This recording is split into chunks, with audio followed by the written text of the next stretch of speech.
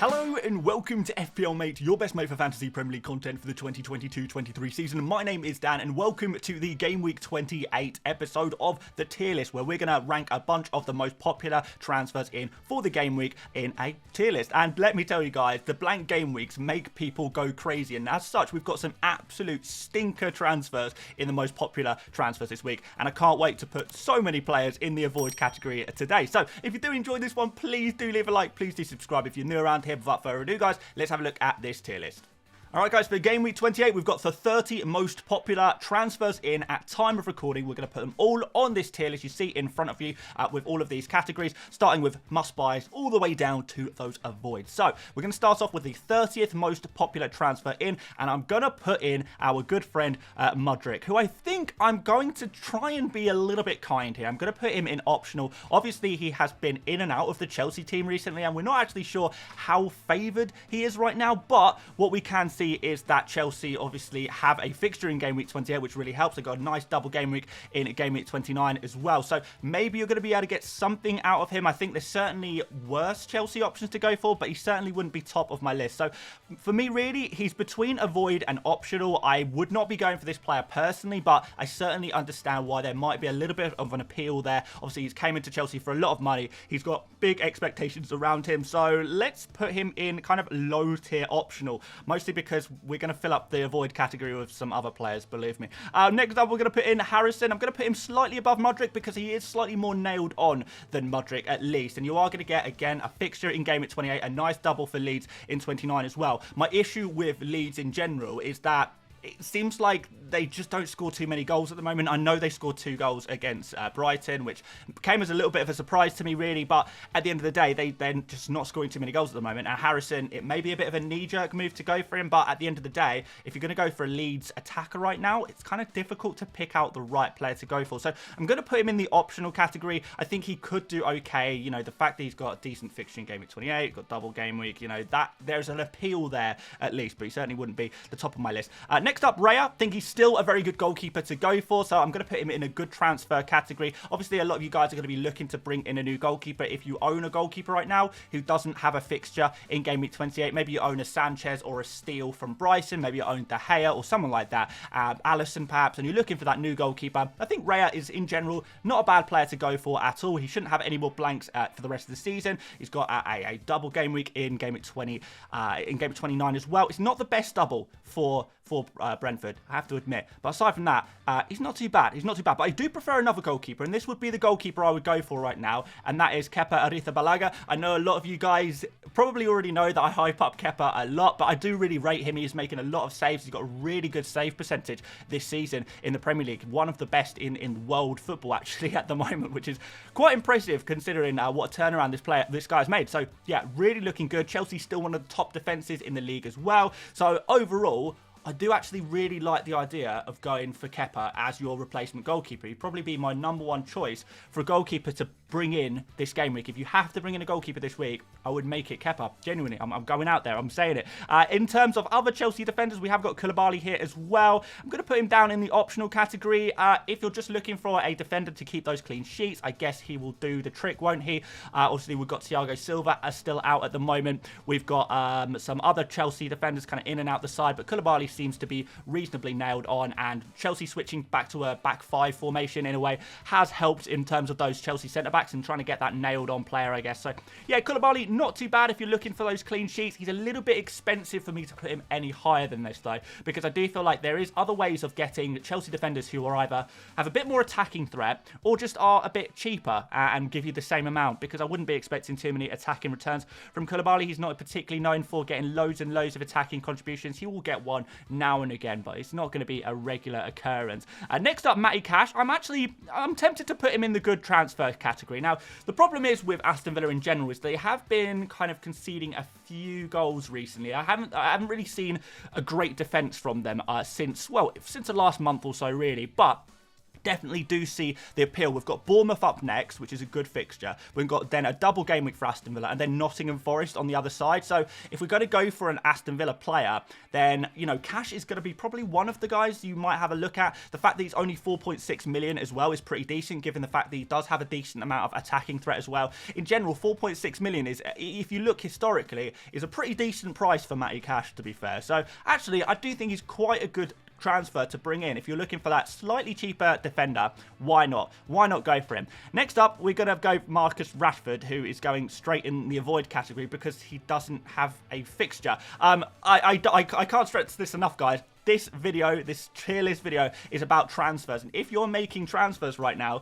please do not waste your transfers, your free transfers, on a player who doesn't even have a fixture. Now, if you're a wild card, then that's slightly different. Maybe you're just trying to get on your wild card 11 playing players, and you're just going to buy a couple of extra players who blank, but you want them for the future. Absolutely fair enough if you're on a wild card or, you know, something like that.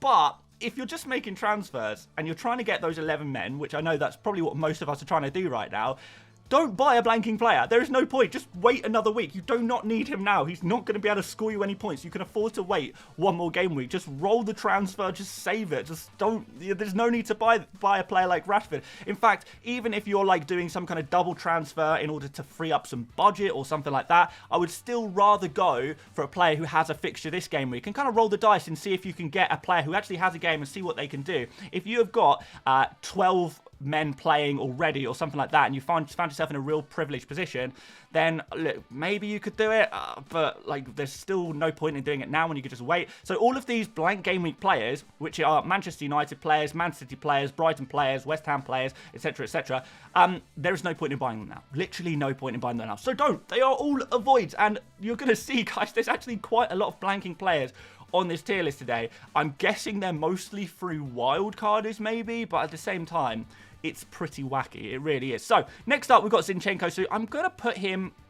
It's really difficult to place him right now. I feel like he has to go at least in optional, absolute minimum. The problem is with Arsenal players is they don't have any double game weeks. But the good thing about Arsenal is they're quite good. So that does really offset the fact that they don't have double game weeks. Zinchenko's still really good numbers at the moment. So I'm going to put him in good transfer here alongside Matty Cash. Yes, he'll have one less fixture than Matty Cash. Has slightly worse fixtures, but he's playing for a better defence. And Zinchenko, we've seen, he's taking a lot of shots on at the moment. He's being creative as well, more so than he has been all season for Arsenal, which really is adding a decent amount of appeal to him. So I do quite like Zinchenko as a good transfer.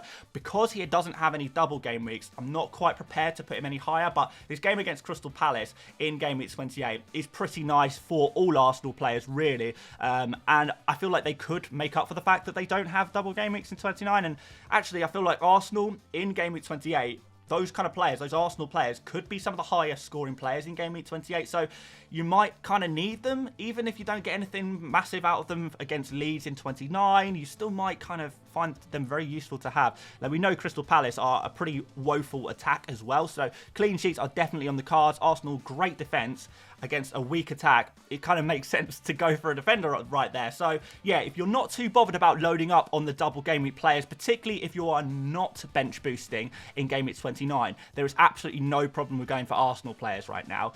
Even if you are bench boosting, I still think there's a little bit of appeal for going for Zinchenko, because he could do, you know, pretty well in this game week and next, despite no double. So still a player to keep your eye on. Luke Shaw, he can go in a void as well. Doesn't have a fixture. That was pretty easy, wasn't it? João Felix is a player who I am tempted to put in good transfer. I feel like he is a really interesting differential to go for right now, and he did have a goal disallowed at the weekend, didn't he? So he is still playing really well. Is he the main attacking threat from Chelsea? I don't know. Who is the main attacking threat from Chelsea at the moment? It's really difficult to say. João Felix is not naturally a goal scorer, I don't think. He's not a natural striker. He's not been playing in the striker position really either for Chelsea. So it's kind of difficult to say that he's a great player to go for. But you feel like if he was listed as a midfielder, we would be having a different conversation here. I still do think he is a good pick, but I don't think he's an amazing pick. But the fact that he's got a fixture in 28, a double in 29, and fairly decent fixtures beyond that, I do quite like the idea of going for some Chelsea players. Chelsea, by the way, also got a very good chance of having another double game week at some point between now and the end of the season. So going for those Chelsea players might not be such a bad idea. To get this fixture in 28, double in 29, and another double at some point in the future is pretty likely. So we'll put him in I think optional is probably where I would put him, because there is a little bit of risk of going for someone like João Felix, because his returns are not guaranteed, but he could be an interesting one to go for. Next up, Gabriel, going to put him right next to Zinchenko. Yes, he did score the goal in the Game Week 27, which I'm sure is pushing a lot of people to pick him above Zinchenko, but I still do feel like Zinchenko is the slightly better pick. Gabriel is going to pop up with those, an occasional goal, particularly from those set pieces. However, Zinchenko from open play is doing really a lot better, so I will still slightly prefer Zinchenko to Gabriel, but Gabriel is definitely not a bad pick. He still is going to occasionally get an attack in return from a set piece, and if you can just hold on to him, play him every game, I think he could do pretty well. And again, those clean sheets looking good for Arsenal at the moment, so we like Gabriel. Next up, Nick Pope. I think he's got to be somewhere up there. Somewhere around here somewhere. I wouldn't necessarily go for him above Kepa. Kepa playing Everton really does kind of help.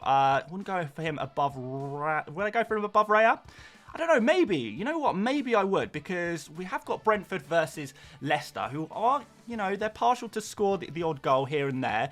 And they've, I think Brentford have got Manchester United in the double as well. So it's like not the best double game week in the world. So maybe Pope is the player for the future. Again, Newcastle, another team who are going to get double in 29 and then another double at some point in the future as well, because they've got an unscheduled game against Brighton. So yeah, another team that perhaps worth having a little look at, just because of future double game weeks as well, and being pre-prepared for those double game weeks that a lot of people don't even know are coming. So that's the benefit of being in the know, guys. So yeah, load up on those Newcastle players as well. Why not? Enzo Fernandez, let's put him in a void. Like, I'm not going to put him as low as Rashford and Shaw, but yes, I appreciate Enzo is a very good football player and will contribute with the occasional assist, but in general, his creativity, yes, he is there. He puts in some good balls, but at the same time, he's not providing a non-stop surplus of seriously high quality, kind of goal-scoring opportunities. No one is at Chelsea, because Chelsea don't really score too many goals, barring Game Week 27, I suppose. But Enzo, he's not really taking any shots from any dangerous areas. He is taking the occasional shot, but they are from very long range.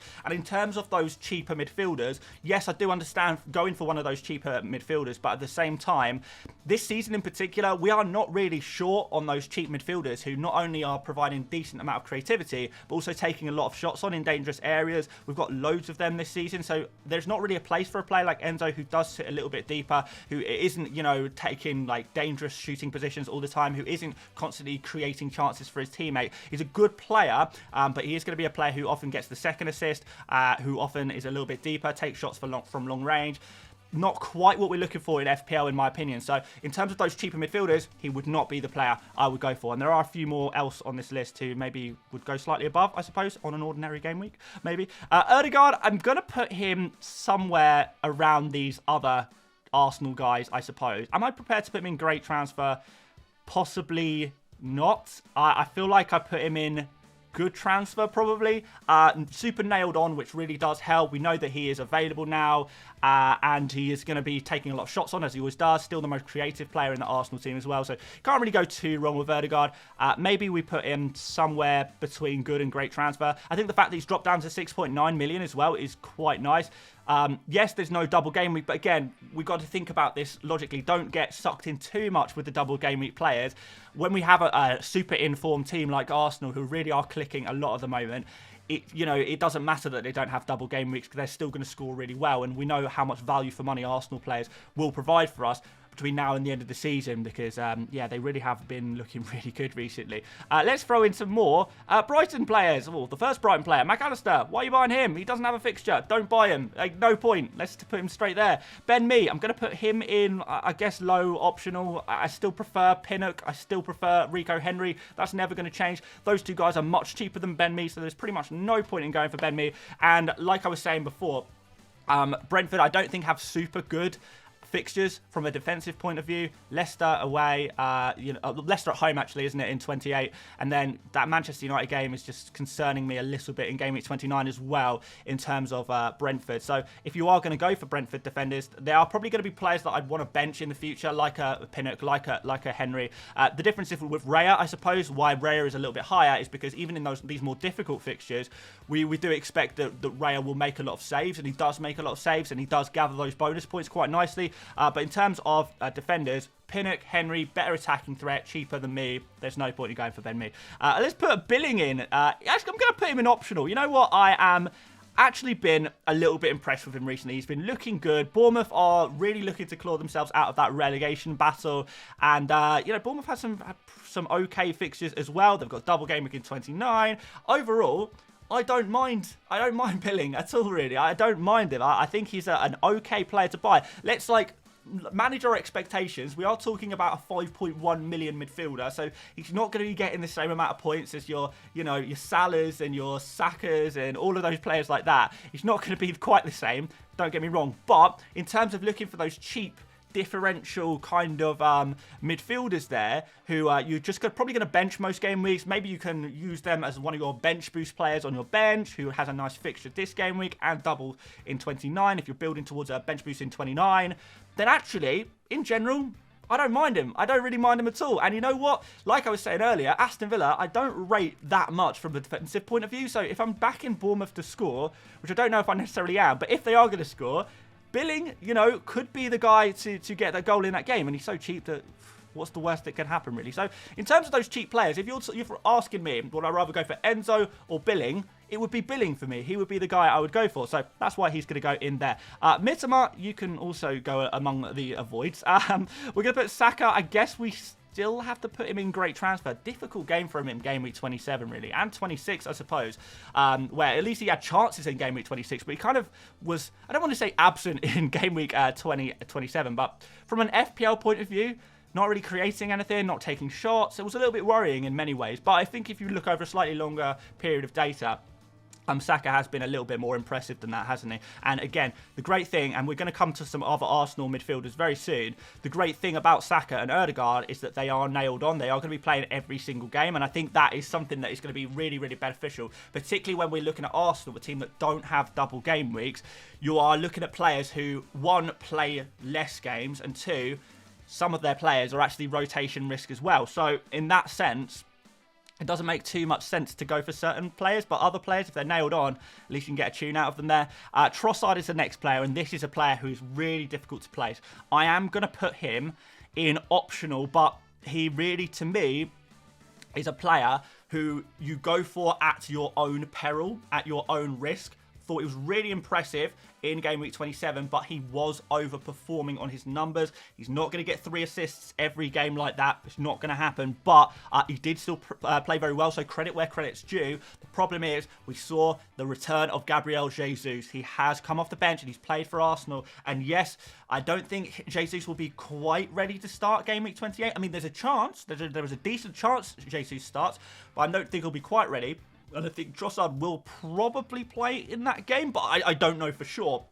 After that, it is going to be really problematic because someone's got to drop out. Because Saka's going to be playing on that right-hand side, that's for sure. And then on the left-hand side, is it going to be Trossard? Is it going to be Martinelli? Gabriel Jesus is going to be coming back into this team. He's going to be playing as striker, isn't he? So where does Trossard fit in all of this? Was Trossard ever really, truly brought into Arsenal to be that guaranteed starter every game week? No, he wasn't. Whether he can earn his place in that starting 11 is a different question, but Martinelli hasn't exactly been in bad form. I can't see Saka getting dropped. I mean, it's difficult to say. I just think his minutes are going to be a little bit limited, and you might get away with him for game week 28 versus Palace. But when we get to the Leeds United game in 29, when you're stuck with Trossard, who might not even start that game, and you're going to be kind of matching up Trossard against all of your oppositions in FPL, all the opponent FPL managers are going to have all these double game week players, and you've got a player who can barely scrape together one game. That seems a little bit kind of, not sure how I feel about that one. So in that sense, I think Trossard is a super risky. Go for him at your own peril. If you are confident that he is going to start every game for the rest of the season, then fair enough. I have to say I would disagree with that. But look, none of us have all of the answers, and I'm not going to pretend to have all of the answers. But certainly, that is a risk that's slightly too big for me. So I would be putting him in the optional category. But optional at your own peril. Tony, I still think it's a really good transfer. A really good transfer. I'm going to put him actually above Saka. Yes, you know, maybe game week 27 was the real time to buy him. I think most people will probably agree with that. I know hindsight is a wonderful thing. He blanked in the first game. But, yeah, still, I think there's some good opportunities for Tony. Tony plays against Leicester at home in game week 28. And Leicester have been shipping goals at the moment. They are conceding a lot of chances. It seems to be an ongoing issue with Leicester. And Tony is obviously a very good striker for Brentford. Then Tony then has the double game week in 29 as well. Overall, it does look like Tony, the ship has not quite sailed for Tony. Often we do have these players that, you know, you have to buy them at the right time and you don't want to miss your chance in getting them. Yes, this isn't the perfect time to buy him, but he's still a very good player to buy right now. And I definitely would still recommend, if you don't have him already, to have a good look at him, a good consideration as to whether you are going to get him or not, because I think he still could be a really good pick. Next up, Heung-min Son. I mean, I feel like I just want to put him straight in the avoid category. I feel like, you know, there's just not been enough good showings from Son recently. He's not nailed on. You know, he has been rotated in and out of the team a little bit at the moment, and maybe he's slightly more nailed right now than he has been before, but at the same time, he's not 100% going to play. Another issue, and we go back to the same thing, Spurs don't have double game week. So if you are going to go for a single game week team, then you at least want those players to be super nailed. And you want them to be kind of reliable as well. And Son, I think, is a fantastic player, but he just hasn't been reliable recently. The game in 28 is against Southampton, which I think is a pretty decent fixture. But do I have a lot of faith in Son? I mean, historically, he's done well against Southampton, but at the same time, it's so difficult to recommend him above some of the other options right now. It's so difficult to recommend him. So I feel like I have to put him in the avoid category, and I feel like a lot of people that are going for Son are people who own the likes of Salah, Bruno Fernandes, who are just looking for another midfielder around the same price. But I do think there are other midfielders to go for right now who are a little bit cheaper, and I wouldn't worry too much about having to spend all of your cash. It doesn't matter if you put a little bit of money in your bank. I think that's absolutely fine. So Heung-min Son, I'm going to put him in the avoid category. Maybe I'll put him in. I'll put him in optional, because I guess there is potential. I've bottled it, haven't I? I'm putting him in optional because I think there's potential for him to do something. But, I mean, is it worth the risk? To me, no. But, hey, I've said that about a few players in this video, to be fair, that there is at least a little bit of risk there. Like, I guess with Enzo, that the best possible outcome is not really that good. At least with Son, you have a chance of him turning into the Son of old. But, like, what's the best you can really expect from Enzo? Yeah, so, okay, fine. We'll put him there, but he's not going any higher than that. I'm firming it. Next up, Kieran Trippier. Great transfer. Still need to get him. Creative again. Got an assist in game week 27. Hoping for some clean sheets very soon. Really hoping for some clean sheets very soon. Like I say, I would be looking at those Newcastle players right now, and I think if you don't have Trippier already, I mean, he's arguably a must-buy. In fact, I'm gonna shunt him up to the must-buy category, because there's few players that I think are as essential as Trippier when we're looking at players to bring in game week 28 specifically. He would be kind of top of my shopping list in many ways of players to buy. If you've got a defender right now who blanks in game week 28 and you just need that defender replacement, you're not quite sure who to get. If you don't have Trippier, it seems really obvious to me that he's the one to go for. Like, as I say, Newcastle, pretty good defence, and, you know, a bit of creativity from Trippier there as well. Havertz, I'm going to put him slightly higher than João Felix. I think he's an interesting differential. He should be on penalties as well, which is nice, and I like Chelsea's fixtures, and I like to have a double. I like to have a game week, well, they don't have a blank. I like Havertz a little bit. I don't love him. That's why I'm not putting him any higher than the bottom of the good transfer category, but I still think he is worth considering. I think you could do a lot worse. The problem with Havertz is that he doesn't really kind of make good on his numbers. Like, his numbers are always pretty good, but, you know, he doesn't really make good on them. And Chelsea in general, if he's creating for other Chelsea players finishing has not been particularly good recently.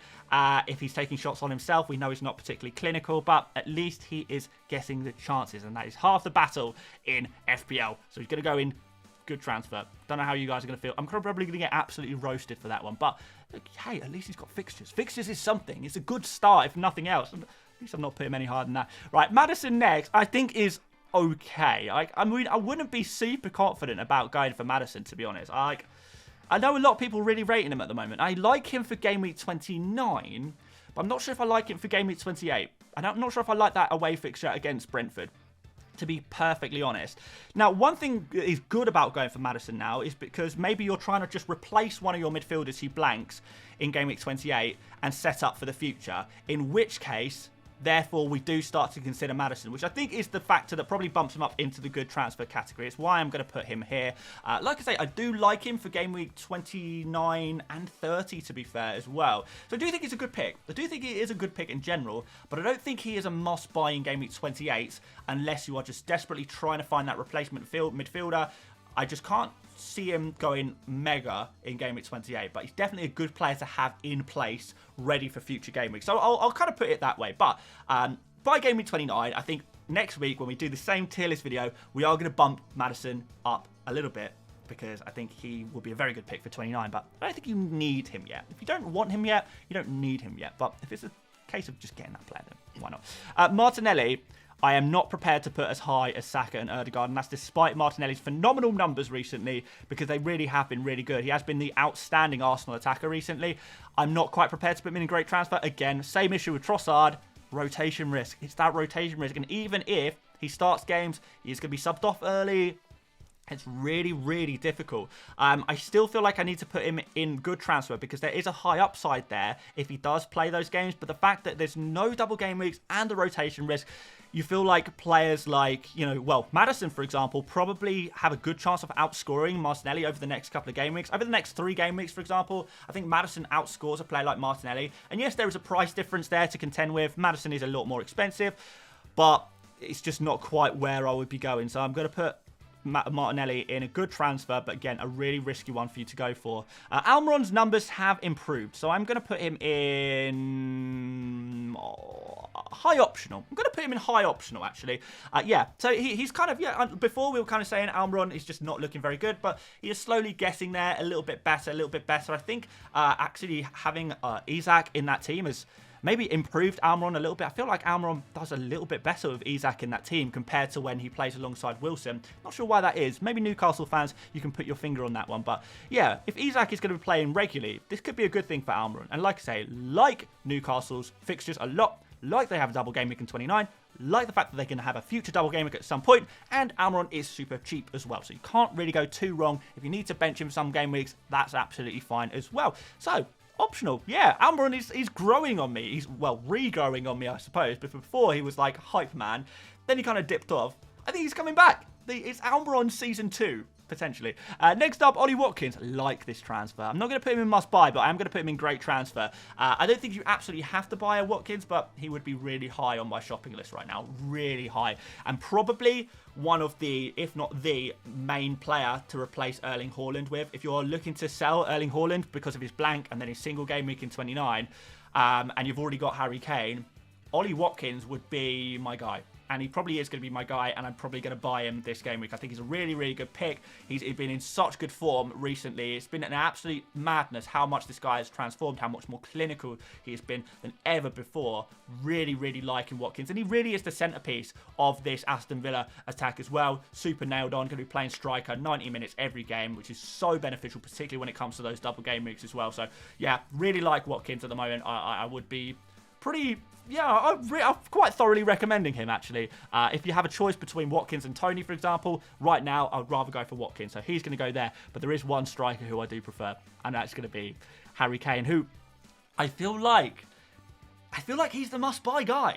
I feel like, which seems weird because he doesn't have a double in 29 either. He has Southampton in 28, and he has Everton in 29. But in game week 28, it's like, we're looking for captain options in game week 28, right? Because there's so many big teams blanking, Man United, Man City, Liverpool.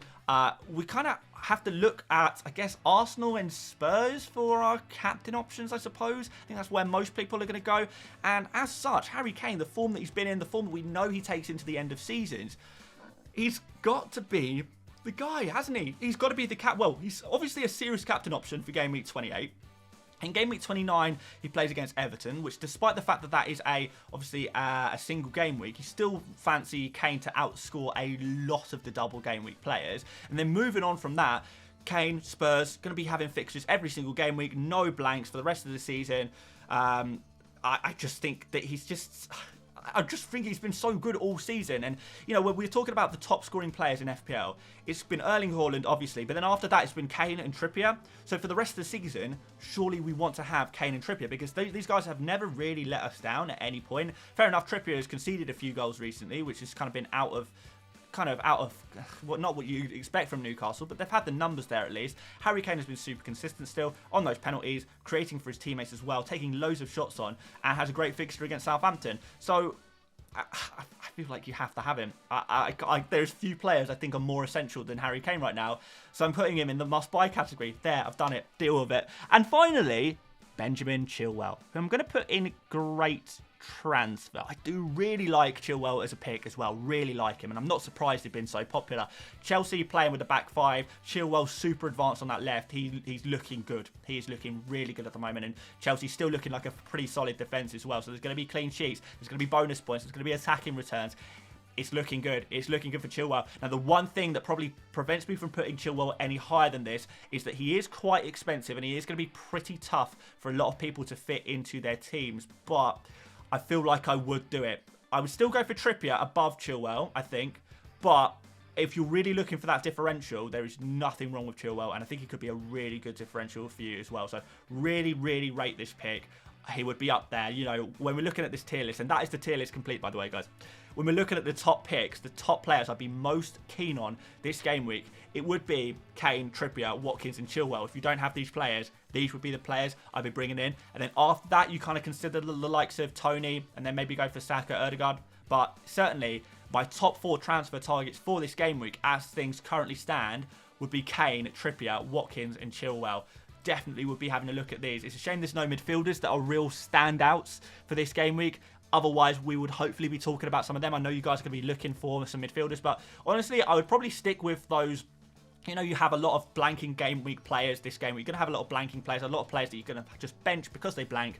A lot of those players are going to be midfielders because they have good doubles, they have good future fixtures. I probably would just hold on to them and instead try and make some replacements in either your forward position or your defensive position, because these 4 guys, these are the ones. And, you know, whether you're on a wild card or whether you're on a free hit, whatever you're on, I'd still be going for these guys. So there we go, guys. That is going to be the tier list. I'm pretty happy with that, I think. This video has been incredibly long. Don't know why. Just has been. I've just had a lot to talk about today. But there we go, guys. Hopefully you enjoyed. Let's wrap this up. Thanks so much for watching, guys. If you did enjoy, please do leave a like. Please do subscribe if you're new around here. Plenty more videos to come. We're going to do wildcard drafts, free hit drafts, normal content on top of that. It's going to be a bit of a mad week for content this week, which hopefully going to be helpful in a blank game week, which I know is kind of difficult to navigate sometimes. So hopefully we're going to be able to help you out a little bit there. But aside from that, guys, thank you so much for watching, and I will see you later, mates. Bye-bye.